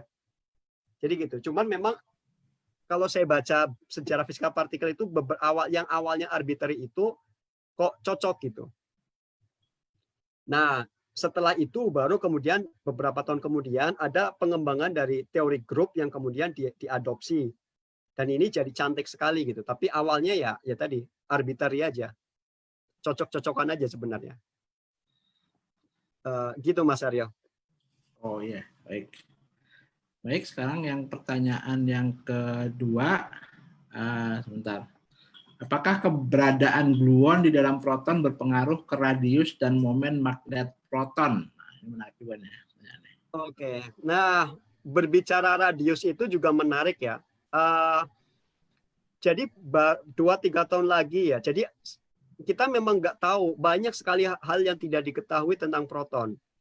Nah, selain proton spin crisis, ada juga namanya proton radius puzzle. Jadi di cover apa Nature atau apa gitu. Proton itu seperti shrinking gitu. Nah, intinya adalah radius proton diukur di tempat yang berbeda, ketemunya beda-beda. Nah, ada beberapa yang akhirnya mempelajari itu ya. Pertama, di JLab itu ada namanya eksperimen namanya PYREX, ada eksperimen namanya PYRAT. Kemudian di Eropa sana ada namanya Muonic hydrogen radius gitu. Jadi dia muonic hidrogen itu gini maksudnya. Hidrogen umum itu kan proton dikelilingi oleh elektron kan. Nah, muonic hidrogen itu si hidrogen ini elektronnya ditendang lalu diganti oleh muon gitu. Muonnya yang kemudian mengitari inti atom. Nah, pada intinya adalah banyaknya eksperimen-eksperimen yang didedikasikan untuk mengukur radius proton itu ya karena masih puzzle. Sejauh saya belum tahu ya, tapi detailnya. Tapi sejauh ini belum ada kesimpulan yang solid tentang radius proton. Karena banyak teori-teori, misalkan gini, teori yang lain misalkan pada saat menginterpretasi hasilnya itu, oh ini sebenarnya efek dari namanya two photon exchange, apa TPE ya, two photon exchange. Jadi ada yang ngitung nih. Jadi ada Feynman diagram, intinya adalah two photon exchange. Sejauh ini yang sedang berlangsung itu di Switzerland, kalau nggak salah namanya PSI, Muse eksperimen. Itu nama eksperimennya, itu masih berjalan atau baru akan berjalan. Karena kawan saya juga yang kebetulan involve untuk bangun target di sana, ya untuk mengadres itu tadi. Jadi jawaban dari pertanyaan tadi adalah, ya itu masih pertanyaan besar Mas, yang justru sekarang ini masih beberapa eksperimen dari JLab, PYREX sampai Muse di Switzerland sana itu masih mencari yang memecahkan proton radius puzzle tadi. Itu jawabannya.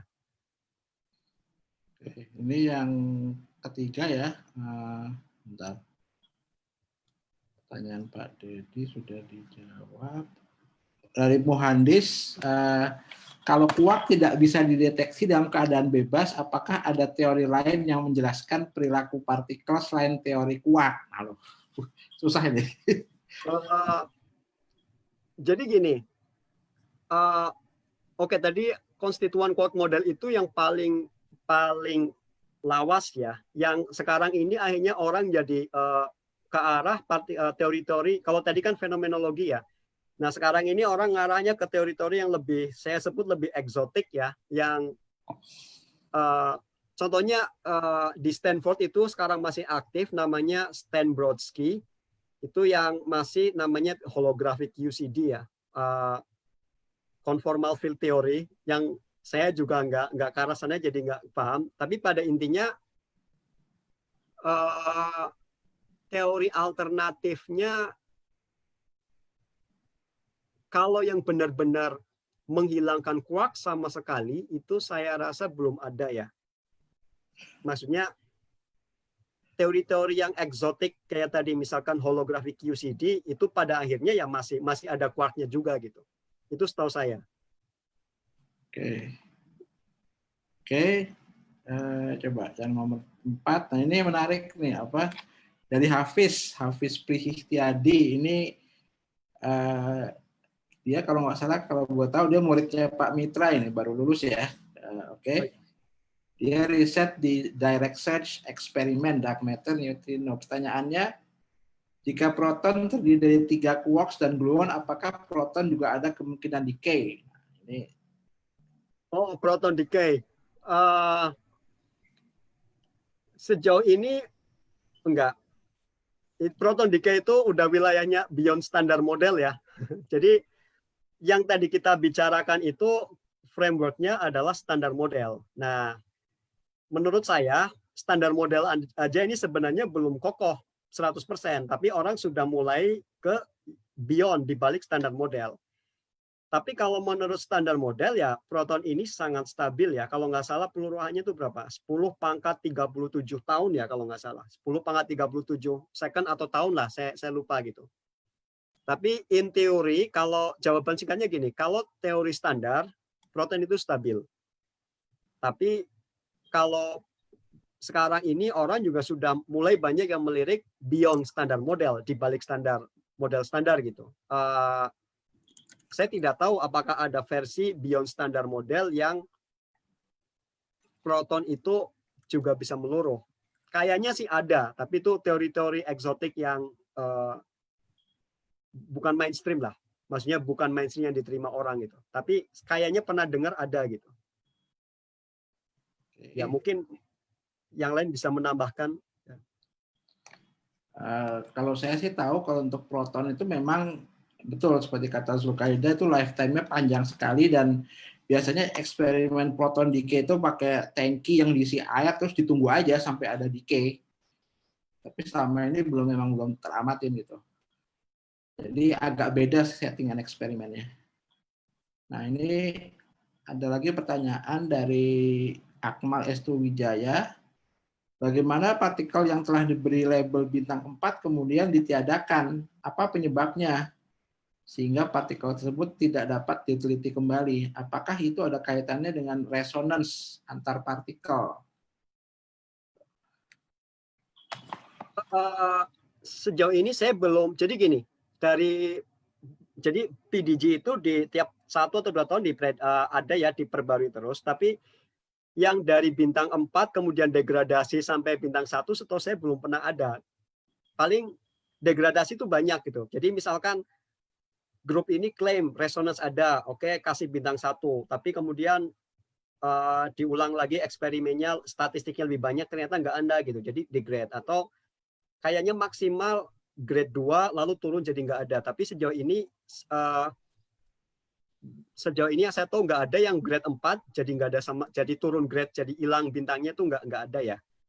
Nah, karena itu tadi sangat tricky sekali ya, karena uncertainty dalam teknik partial wave analysis ini sangat besar sekali. Yang saya tadi tunjukkan riset saya di Omega Channel, 2 grup yang berbeda melakukan partial wave analysis, 1 grup Jerman Rusia, 1 grup Cina, itu pun beda gitu hasilnya.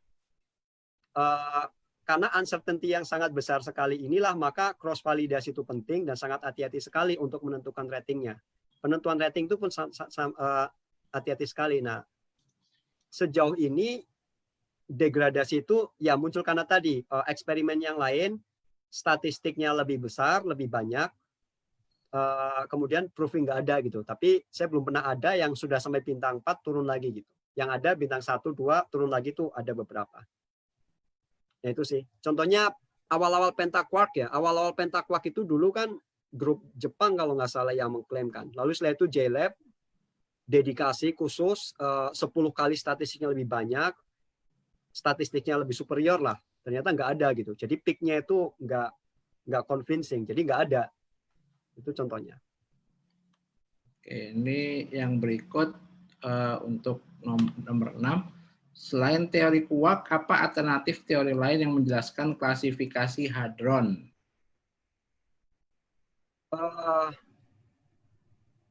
Jadi gini, kalau basisnya, jadi gini, kalau basisnya quark itu hampir semua yang mainstream itu basisnya quark dan gluon ya. Tapi bagaimana quark dan gluon berinteraksi, nah itu yang modelnya beda-beda.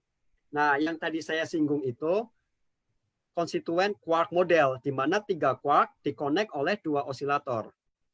Nah, setelah basisnya tetap quark dan gluon, tapi setelah resonansinya banyak yang nggak ketemu, akhirnya ada model lain, namanya D-quark. Jadi ya udah orang fisika kan mikirnya gampang banget. Kalau gitu resonans yang satu freeze aja gitu, yang untuk mengurangi banyaknya resonans yang muncul gitu. Itu namanya model D-quark. Satu freeze, yang satu tetap bergerak. Ternyata ketemu resonans yang mengharuskan resonans ini harus ada kalau 2 osilatornya harus bergerak gitu. Oh, kalau gitu model D-quark salah gitu. Berarti balik lagi. Nah, tapi jadi gini, sekali lagi ya, kalau teori yang eksotik itu mungkin ada, tapi teori yang mainstream itu basisnya tetap quark dan gluon, tapi bagaimana quark dan gluon berinteraksi itu yang beda-beda. Nah, tapi yang sekarang ini sampai sedang hot itu sebenarnya lattice QCD. Jadi kalau sekarang orang submit proposal, base-nya constituent quark model itu udah pasti di reject gitu. Kalau sekarang orang submit proposal untuk eksperimen, kalau mau di-approve sama DOE, basisnya harus lattice QCD. Itu karena mainstream sekarang ya. Jadi lattice QCD itu sebenarnya bukan model ya. Ini komputasi, base-nya komputasi. Jadi benar-benar quark dan gluon field-nya itu ditaruh, numerical value dihitung. Jadi bukan base model. Hanya memang karena ini butuh komputasi yang sangat-sangat besar, itu sampai sekarang saya nggak tahu. Jadi masanya itu masih belum masa real gitu. Jadi kayak misalkan pion itu masanya 135 MeV, di simulasi lattice QCD yang sekarang itu masanya masih di 300 MeV. Masih jauh daripada masa sebenarnya, karena untuk masa sebenarnya itu computing resource yang dibutuhkan sangat-sangat besar. Jadi itu jawabannya. Kesimpulannya, kalau yang mainstream sama basisnya masih quark dan gluon, tapi perbedaan modelnya adalah perbedaan dari bagaimana quark dan gluon berinteraksi. Nah, itu ada konstituen quark model, kemudian ada D-quark, kemudian ada yang flux tube tadi, kemudian yang sampai exotic sampai holographic QCD dan sebagainya. Tapi sekarang kalau mau fundingnya di-approve sama DOE, itu harus mencantumkan lattice QCD lah, karena itu yang paling mainstream sekarang. Gitu jawabannya. Oke, ini dari Pak Firdaus Nusur ya. Ada 2 pertanyaan. Tadi dijelaskan kuak-kuak dalam proton dihubungkan dengan osilator. Pertanyaannya ya, kenapa banyak model fisika dimodelkan dengan osilator gitu loh. Bahkan Planck dapat inspirasi energi diskrit dari konsep osilator. Yang kedua, bagaimana mengubah berkas elektron ke berkas foton tadi? Mohon pencerahannya gitu. Yang pertama, osilator for some reason itu memang ya historical value ya. Pertama karena ya sederhana aja gitu. Makanya kan kalau kita belajar mekanika kuantum aja, leveling energi yang awal-awal setelah kita belajar potensial sumur Tahingga itu kan biasanya bab selanjutnya ya osilator harmonik kan. Kalau menurut saya sih karena ya simplicity saja dan itu menarik ternyata tadi ya alam sekitar kita ternyata banyak sekali yang bisa dimodelkan dengan osilator. Mengapa ya? Ya historical value sih menurut saya karena memang sederhana. Mau nulis Hamiltonian atau Lagrangianya juga ya Hamiltonian juga sederhana sekali. Jadi kalau menurut saya jawaban yang pertama itu intuitif aja, intuitif karena sederhana saja. Maka osilator ini dipakai gitu.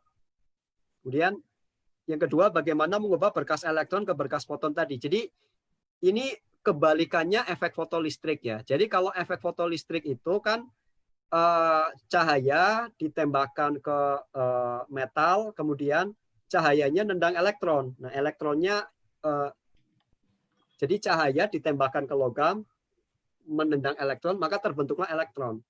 Nah, ini kebalikannya. Elektron ditembakkan ke kita sebutnya radiator. Nah, jadi ini sebenarnya kebalikannya efek Bremsstrahlung tadi. Bremsstrahlung ya namanya. Ya, kebalikannya efek fotolistrik tadi. Kebalikan. Atau sorry kalau istilahnya kebalik itu. Iya. Kebalik ya. Kebalik. Ya. Jadi namanya Bremsstrahlung yang merupakan kebalikan dari efek fotolistrik. Nah,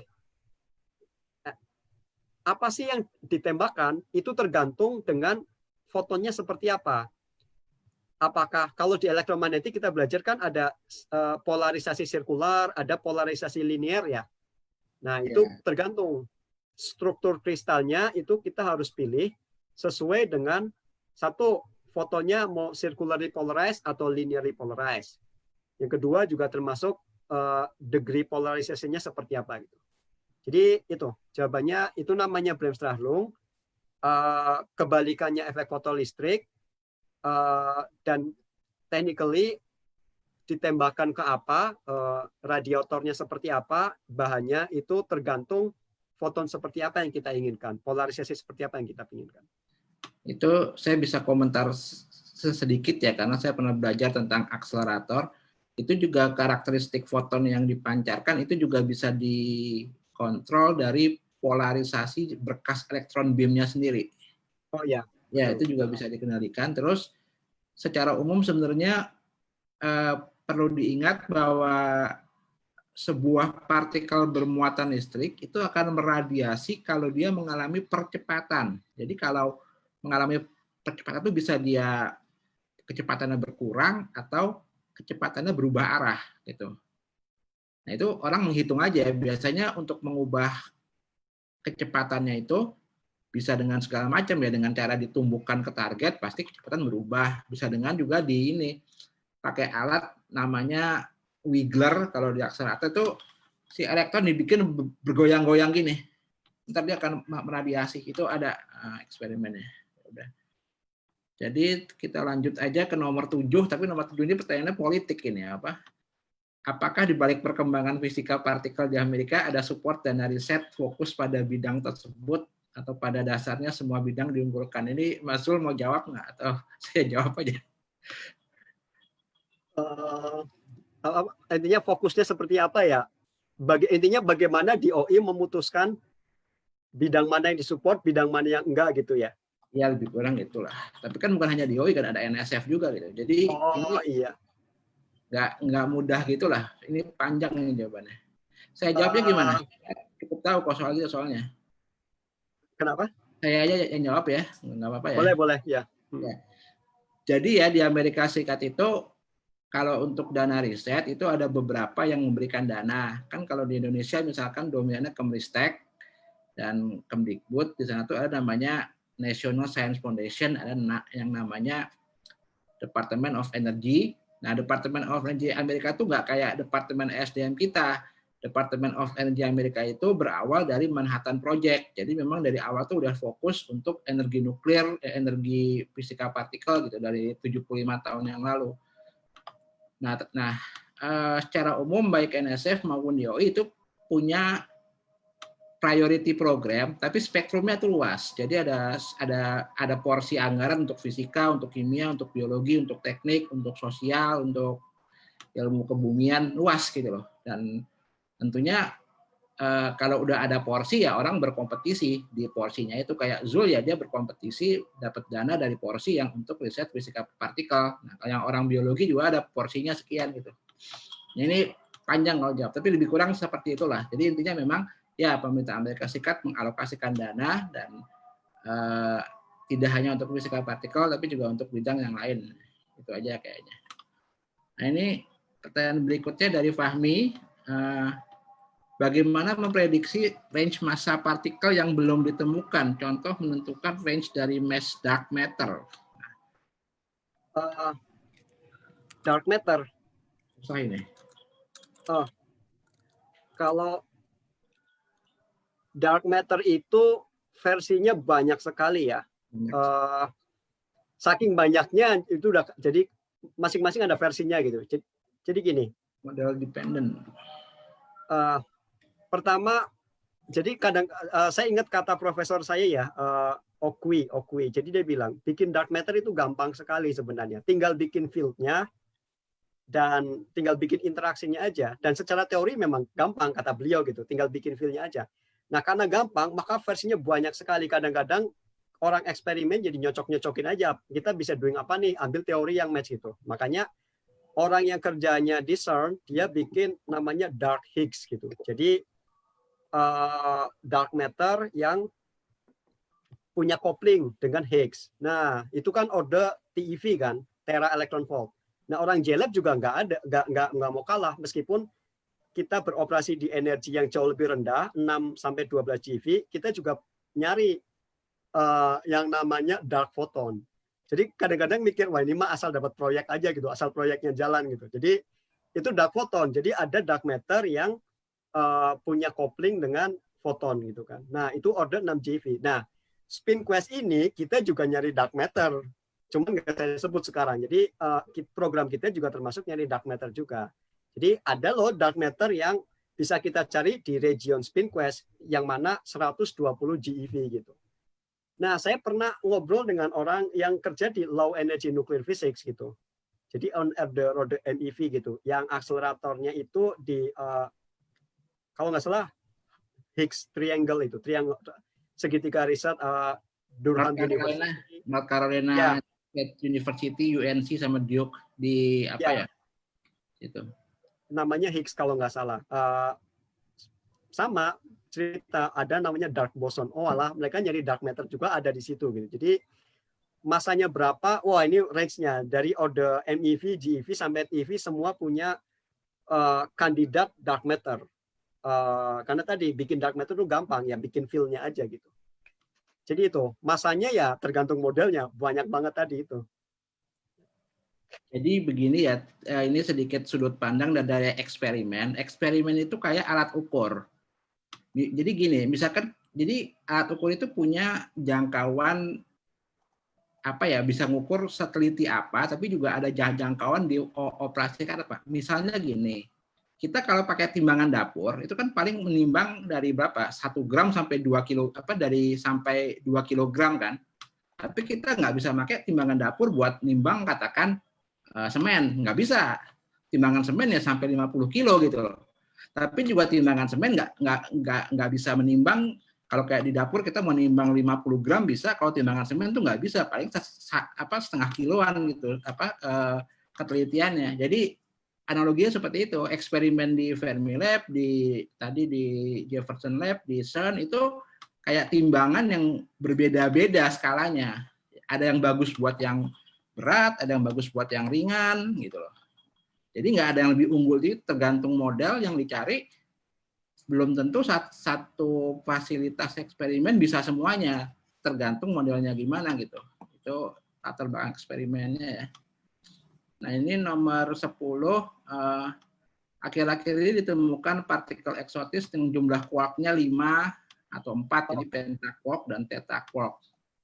Adakah eksperimen untuk mendeteksi jumlah quark dalam partikel komposit secara langsung? Nah, coba nih, ini menarik juga. Jadi iya betul kemarin ya, makanya kita memfasilitasi juga. Jadi saya juga submit letter of intent atau pra-proposal buat JLab untuk eksperimen charm physics. Jadi di sektor charm physics yang tujuannya juga mencari eksotik tadi. Jadi itu betul, klaim itu memang ada, makanya ini men-trigger fasilitas yang lain seperti ya di JLab saya juga submit juga proposal untuk mencari pentaquark dari charm open charm photo production gitu. Itu yang pertama. Yang kedua, bagaimana cara mengetahui jumlah kompositnya ya. Jadi pertama, kalau beruntung itu pertama peak-nya jelas ya. Jadi misalkan gini, sistem pentaquark itu misalkan orang main-main, jadi ada proton, ada JEPSI nih. Yang kalau nggak salah kemarin ketemunya itu di sektor JEPSI. Jadi gabungin aja invarian pertama invarian mass dari JEPSI dan proton. Proton kan 3 kompositnya, JEPSI kan 2. Gabungin aja. Kalau laki, kalau beruntung itu peak-nya jelas. Satu itu. Yang kedua, itu pun belum jaminan ya peak-nya ya. Bagaimana kita benar mengetahui kompositnya itu apakah itu beneran pentaquark, tetaquark atau itu molekular quark, karena bisa juga itu bukan tetra atau penta tapi molekular meson gitu. Jadi 2 meson yang terpisah sebenarnya, tapi deket-deketan itulah istilahnya deket-deketan. Jadi seperti molekul tapi bukan melebur 4 atau 5. Nah, analisis detailnya itu teori biasanya ngitung kalau misalkan molekular itu seperti apa, kalau beneran pentaquark itu seperti apa. Nah, apa yang dihitung? Nah, yang dihitung itu angular distribusinya ya biasanya ya. Jadi mirip sebenarnya tekniknya teknik partial wave analysis juga. Makanya kemarin saya submit itu kita submit untuk menggunakan polarized target karena polarized target bias. Jadi cuma cross section doang biasanya nggak sensitif. Kadang-kadang kan lebar, kadang-kadang nggak membentuk peak tadi kan. Makanya lebih sensitif itu kalau targetnya itu polarized, bukan unpolarized. Nah, kalau targetnya polarized, itu kita bisa teori ngitung dulu. Kalau ini pentaquark, angular distribusinya harusnya seperti apa? Atau asimetrinya biasanya seperti apa? Biasanya kita pakai asimetri. Jadi, misalkan seperti tadi ya, yang omega itu double polarization observable ya. Jadi, asimetri dari jumlah partikel yang terproduksi kalau misalkan polarisasi antara target dan beamnya itu align atau minus anti-align. Nah, nanti teori ngitung asimetrinya seperti apa untuk skenario ini pentaquark, untuk skenario ini misalkan cuma molecular quark atau skenario yang lain. Kadang-kadang itu cuma final state interaction aja kadang-kadang. Atau tertutup oleh background yang lain. Jadi seperti itu. Jadi jawabannya bagaimana cara menentukan jumlah kompositnya, apakah itu penta, tetra, atau bahkan itu cuma artefak dari final state interaction. Tidak ada yang langsung. Jawabannya itu tadi partial wave analysis. Dan biasanya polarized target itu membantu untuk memilih mana nih model yang benar gitu. Seperti itu. Nah, ini ada pertanyaan dari Pak Bobi nih, dari Prof. Bobi ya. Biasanya model-model apa yang diuji? Apakah model energi rendah atau medium energi? Nah, ini mungkin model yang diuji di Jefferson Lab dan Fermilab ya, gitu. Ya. Ya kan? Kalau sekarang sih model yang tadi constituent quark model itu udah usang ya. Kalau untuk yang kekinian terus terang hampir semua proposal atau apapun yaitu tadi lattice QCD itu yang sekarang jadi pegangan karena lattice QCD itu bukan model tapi detailnya saya nggak begitu paham tapi intinya ini bukan model dalam artian ini benar-benar numerical value gitu. Jadi quantum field theory itu benar-benar ya, space time-nya itu benar-benar diskritisasi. Jadi itu setahu saya model-model yang tadi saya sebut yang itu sudah diuji semua. Constituent quark model, kemudian D-Quark, di mana yang satu freezing, dan ada beberapa yang lain. MIT juga ada namanya model task, MIT back model gitu. Itu ada juga. Tapi model-model tadi mungkin mulai 10 tahun yang lalu udah, itu tadi, sekarang semuanya udah ke lattice QCD gitu. Setidaknya di JLab, itu orang melihatnya ke lattice QCD. Oke, baik ya, ini udah jam 12.09 ya. Jadi kita terpaksa harus berhenti nih karena udah waktunya sudah sangat